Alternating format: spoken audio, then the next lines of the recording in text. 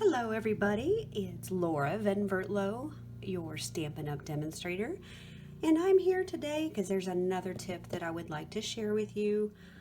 I use my ink pads a lot, and I find it helpful to always have, a towel, a re-inker. I almost always buy the stamp pad and the re-inker at the same time. This is how the new style opens up. There's a little lip right here, and I take my thumb, pop it up, and then flip it over and push. If this gets a little tight, you can rub a candle right here that'll help it slide in and out a little bit better. Mine get used so much that it's not a problem. And oh, there's where that spot is. I'm trying to figure out why am I getting so much of that ink on me. Anyway, so what I'm going to do is show you, these are now felt. They used to be linen.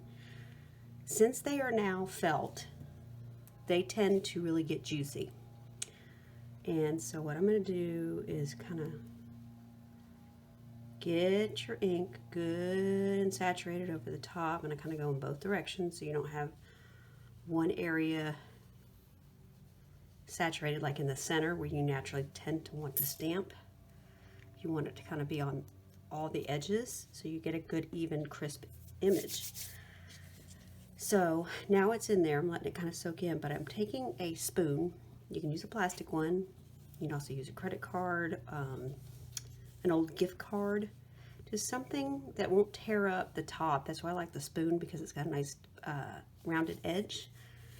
And I just kind of push down with some fairly firm pressure, not enough to tear it, but just enough to really spread that ink inside.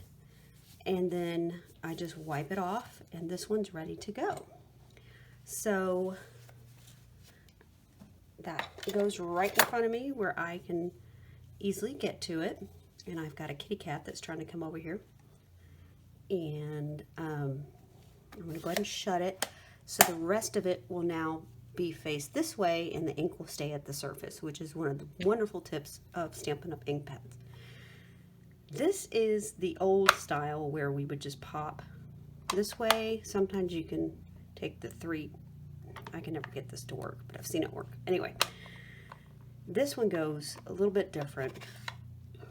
So if you still have some of those, still the same felt, still refill it the same way. The linen ones, I still do the spreading of the spoon, but it's not going to spread as evenly. But I find that they don't get as juicy. Now, when you switch over from the old style to the new style, don't force open your ink pads. I have club, so I am, I've got 3 tables going for social distancing.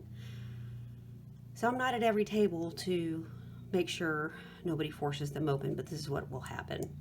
I'm not really worried about it because it seems to not have dried out, but I just wanted to show you what it looks like in case you force them open.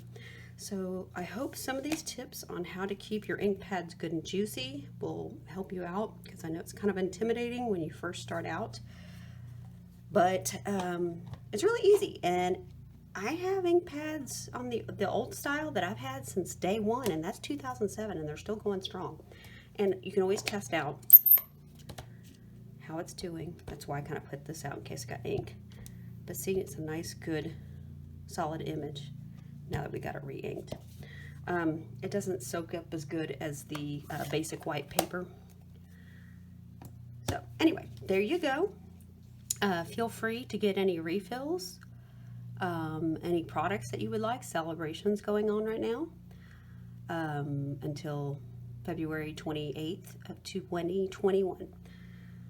Thank you, everybody. Have a wonderful day.